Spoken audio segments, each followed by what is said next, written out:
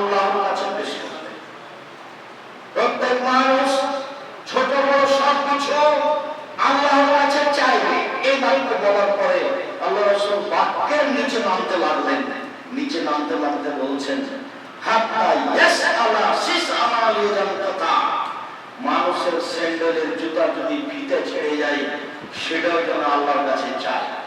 আসলে স্যান্ডেলের ফিতে চাওয়ার কথা আল্লাহর নবী বলেন।